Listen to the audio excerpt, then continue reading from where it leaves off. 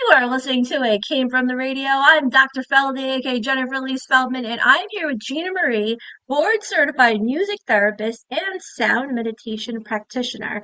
This intro is going to be kind of long, and I could make this double as long, so we're going to go as fast as we can. Then we're going to hear from Gina.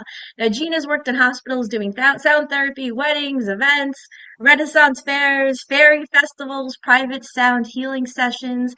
Highly recommend think I've done three, and one I actually felt like I was floating. I felt so calm and at peace at the time. It was during winter.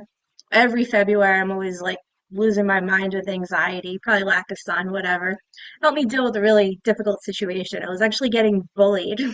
Stand-up comedians are bullies, but that's another topic for another day. I also gifted my mom a sound healing session for Mother's Day. My mom has acute leukemia. It's not good.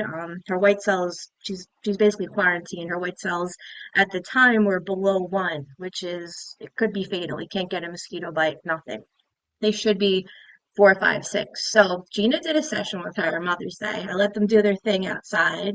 Gina with her harp and her sound forks and her magic wizardry magician work. And actually, within 1 week of my mom's session with Gina, my mom's white cells went up from the below 1 to the highest number they've been in years or maybe decades to a 4. And the doctor looked at this as a miracle. So I call that miracle Gina Marie. And I knew she was miraculous the day I met her. So you can see her playing her harp and get some of the magic live on TikTok.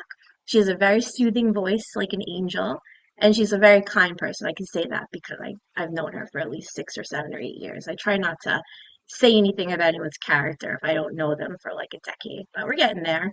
And a couple more things. Gina produced one of my favorite relaxing songs. It's called Our Ancestors Breathe. It's on Spotify, YouTube. I highly recommend listening to this one. Hang on 1 second. Okay, we're good. We're good, are we? Uh, okay. All right, cool. I just wanted to make sure we were recording because Yes. today's been crazy. Okay, we are. We're good. Phew. All right, Daddy will cut that out. TikTok, No enjoy. And enjoy all the flubs today. Today's a weird day. All right, so if you ever want to be recharged or relax or possibly heal from cancer, check out Our Ancestors Breathe on Spotify. And the last thing I will say is I strangely met Gina in 2018. Simply, I was still training fitness clients then. I didn't book a session that day to do something I almost never do, to go to out to dinner. I never go out to dinner. I'm always like anti. So it was 4 or 5 girls. I'm almost at the restaurant and everybody cancels. I'm like, I don't even really want to go to dinner. And the only person that didn't cancel is the person I only met like once or twice was Gina. We barely spoke. So I'm like, okay, I'm gonna go to dinner with a stranger. But anyway, what happened was it was such a great time. I think we had water kombucha chugging contest and then we went to the beach drumming. And I just felt something really special in her. I've done this with a bunch of people over the last 20 years where I've kind of predicted where they're going to go. And I was right. I felt something really special. I told her, you got to get public, and I'd support whatever magic she does. And she didn't really have an internet presence. But this year, she was nominated and won, I think it's top live streamer of the year. Yes. Yes. So that's her medal. What's the exact title of that? Live Top music streamer of the year for Blue Agency on TikTok. Wow. All right. So here we go. So, yeah, she's here. She's here. Welcome. Super grateful to be here as always. Always been a fan of Jen's projects and just your creative spirit is amazing. It's alive and well. And that's what I really appreciate. You're always yourself and just I feel like I can be myself because you're yourself around me. So I'm just super happy to be Yes. here. That sums it up. So I'm gonna go, since I already did the intro of my mom's white blood cells, we're gonna get past that. But my first questions are any theories that you have on why my mom's white blood cells they jump from a 1 to 4? Why any theories why that might have happened? So my background started in sound meditation. So there's a bunch of different theories about sound meditation and where that's going, that whole industry. And a lot of people like to say it's woo woo to just take a singing bowl or, play some frequency and have it alter your biology in some way. Now, I'm going to be careful with what I say because I also have a background in music therapy. I'm a board certified music therapist. So I went to college, I took a test, and I'm a part of accredited program. So my work bases on bridging the two together. So like bringing the clinical aspects of music and the like woo woo or spiritual or just otherworldly parts of music that sometimes we can't explain, but that's where the connection lies. It's music has been called like a connector, and it's been with us through ancestry. The first musicians were, playing with rocks and sticks and singing. So, with that all being said, do I have any theories about why the blood count, the white blood, the white blood cell count went down for your mother after we had? Went up. Oh, it And she went had up. like nothing. She had nothing there, basically. Yeah, So basically, her immune response turned on. I Yeah. guess so. I don't know. I only So know that test. I think all of her numbers went up that week in a good way. Things went better.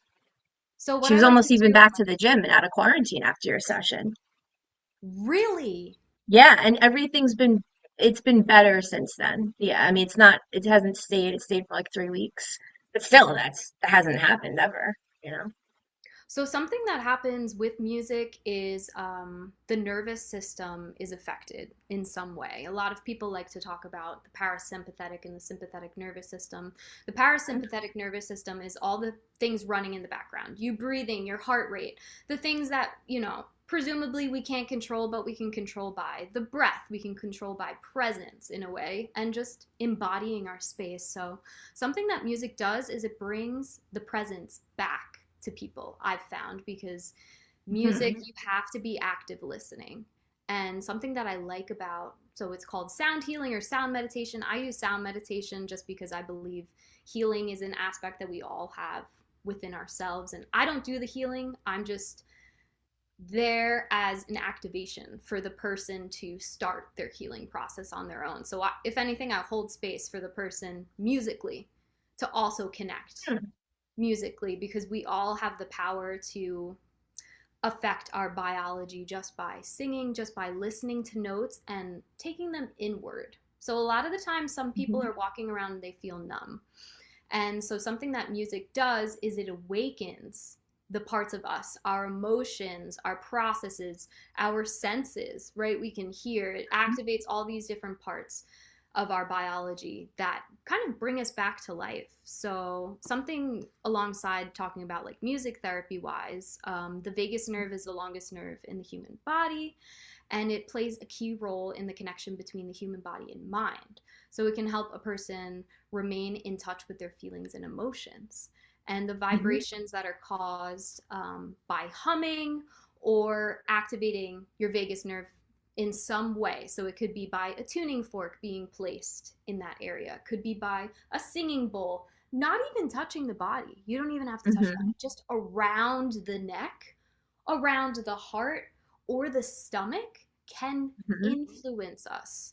And that's kind of Definitely. where the connection lies, where it's like there has to be a mystery to this all that we can't explain. So when Mhm. I get into music and sound, I really like I'm here to just bridge those two and be like the mystery is a part of it. Like we can't have concrete knowledge for it all, but to hear that your mom had such a positive influence after just having Yeah. one session, um, to me is just an affirmation of how the power of music can really touch us all and help us come back to life and just live well. I was going to ask you about the vagus nerve. So a lot of this is coming out more mainstream. You'll read things about how humming can regulate you and can calm you down. So even saying I notice because I'm very sensitive physically. I just said a few times and I was like, oh, I already instantaneous feel relaxed just with that. So actually, could you tell us a little about humming or maybe some things people can do at home while they're listening? Maybe. Absolutely. So a lot of the times I hear, because people hear that, singing is good for your health. That's coming out in the Mhm. science. Thank God. Right. They're saying things like singing in groups releases oxytocin, which is the bonding hormone with people, but it Yeah. also is great, especially for us women, because we heal when we produce oxytocin. So the more that we can do that, Right. the better. A lot of people are like, I can't sing. What the F? Like someone told them they're bad at singing and then that Right. story takes over. But no one's Uh, bad at humming. I've never well, there's heard a someone first for be like, everything, maybe. I've never heard someone be like, I'm a bad hummer, like all that stuff. And depending on your No. own abilities, some people might not even have the ability to hum. But if you can Uh, create any sound, you have the ability to use your voice to influence your vagus nerve. So, something that we do in childhood as well is self soothing. So, you might hear children just like singing to themselves or humming while they're playing, mm, putting on their shoes. That signifies that they feel safe. And then it uh, also signifies that basically you can regulate your nervous system as well. So that's what children just do regularly. They're just regulating their nervous system by humming, singing tunes, and all that fun stuff. So humming can ground us in our body. And this vibration we can use to tune the subtlety of how we create sound. So something hmm, that you could do is a semi-occluded vocal exercise. So what that means is just singing without singing. So anything like humming or hmm, doing lip trills, it right. puts less stress on your vocal cords than singing or even talking. Yes. So a That's lot one of the reason why I don't times, sing on my free time because I just need to rest my voice. Everything I do requires some type of talking. So, that's good. That's a great tip for people who speak a lot. Maybe hump, give things a rest. It's easier on your vocal cords, you said, right? absolutely. So something I'd Oh, suggest for interesting. you and anyone is just 5 minutes. You could do 1 minute of humming when Hmm. you wake up, when you're like Ah, putting moisturizer on your face, when you're brushing your hair. I wouldn't suggest brushing your teeth, maybe, but like, yeah, be messy, but like anything you're doing, you're like making food, just hum. right. Like, who cares? Put on your favorite song that you feel comfortable with, hum to the tune. Maybe it's not perfect. Guess what? You're warming up, so it doesn't have to be anyway. So, Okay. warm ups can be really good, and then cool downs can be good too. So, you can do those things Okay. at night. But I agree with the Oh, rest. You should definitely rest. However, if you add in warm ups, that might allow you to speak for longer periods of time. And speaking within ah, your vocal frequency or your vocal range might be good that's too. great. Hmm. Yeah, yeah, and my speaking and my voice is all off. So, okay, so I guess my grandma, maybe there was something to it when she would sing all the time. Da, da, da, da, da. Number two thing I got from this, singing in groups for people who are celibate or voluntary, involuntary, however it goes.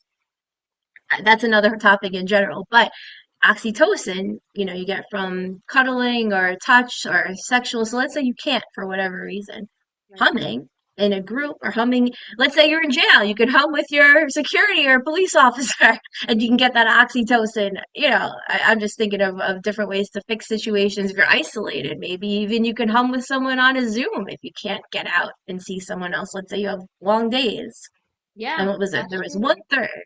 Oh, the third thing is that they think you can stimulate your vagus nerve by eating. So I'm thinking for many people, including myself, get relaxed by eating, and that's probably part of it. Of course, you have carbs trigger serotonin release. So that's actually a good idea. If you're too low in carbs, you can feel very anxious. But there's better ways around. I think a lot of people, including myself, self-soothe with eating. But maybe humming is better because there's only so much eating you can do without getting diabetes and problems.